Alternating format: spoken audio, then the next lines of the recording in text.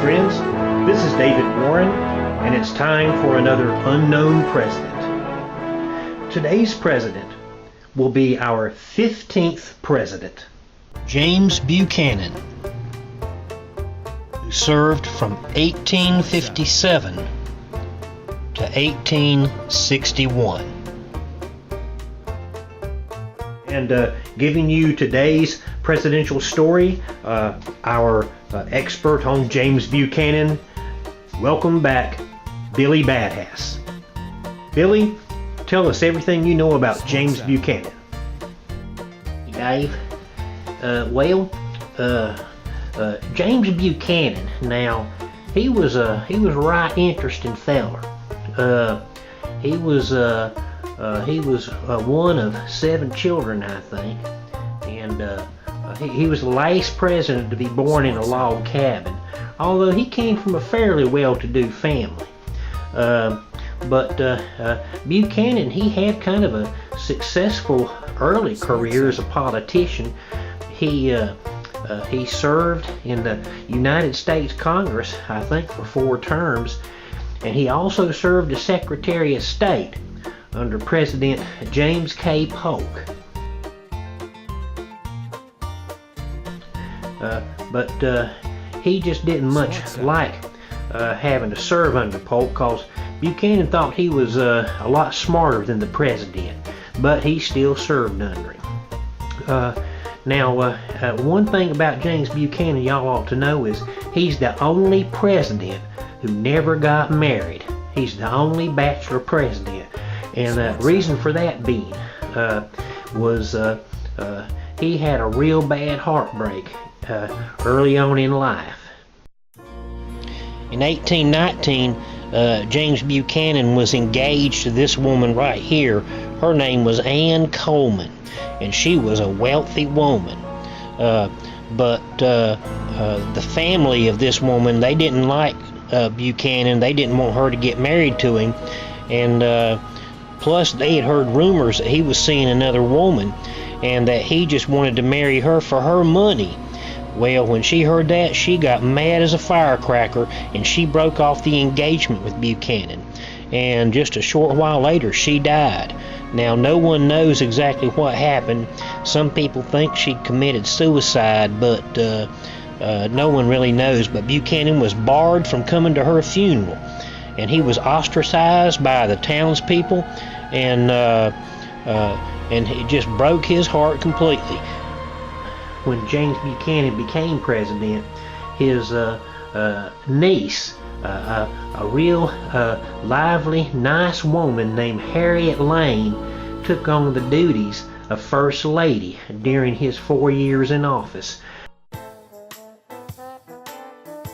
And Harriet Lane was right popular.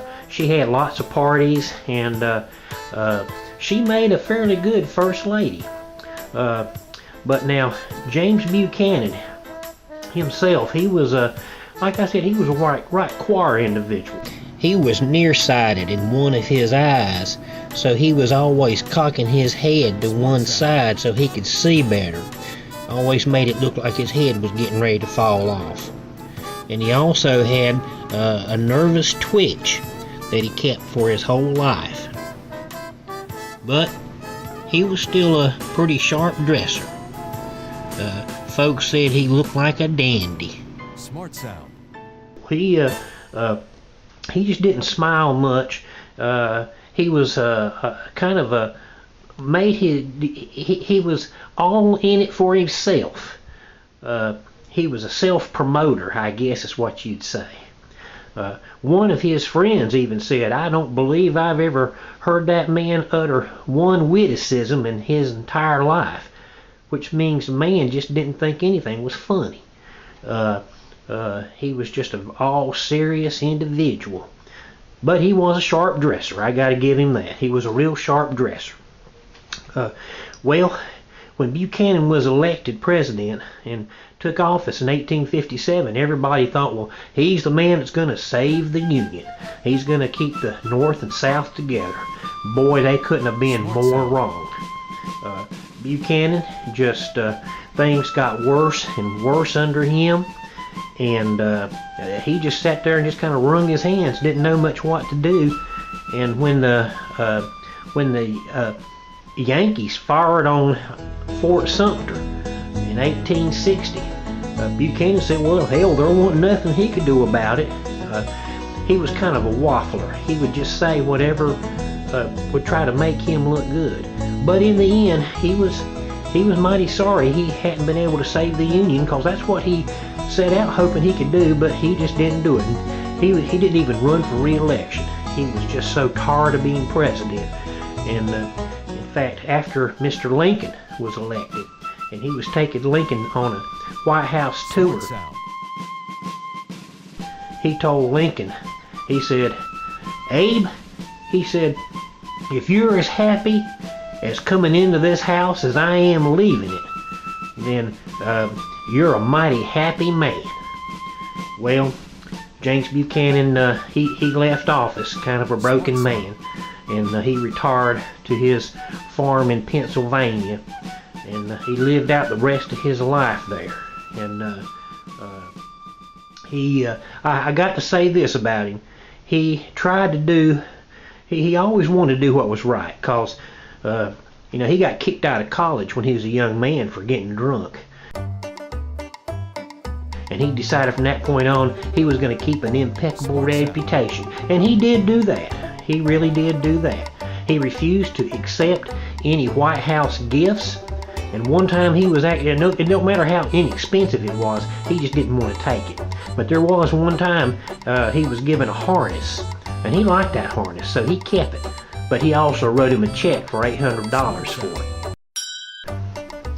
And also because, like I mentioned earlier, because he had a bad eye,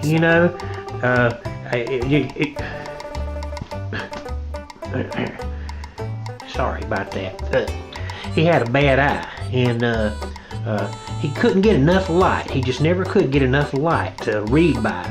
So they say that he used to take a rubber hose and hook it up to one of the gas chandeliers in the White House. They had gas in it, and then run it down to the candle he's reading by. And it's just a damn wonder he didn't blow the White House up with all that goings on. But he was an interesting feller, all right. But like I said, James Buchanan, he was kind of a broken man, and he's considered by a lot of historians to be the worst president we ever had. But anyway, Buchanan, he died on June 1st, 1868, and his last words were, "O Lord God Almighty, as thou wilt." And that's all I got to say about that. Thank you, Billy. Good job. All right, my friends. Well, that's today's story. James Buchanan. We'll return later this week with another unknown president. Until then, this is David Warren. Back to you, Warren.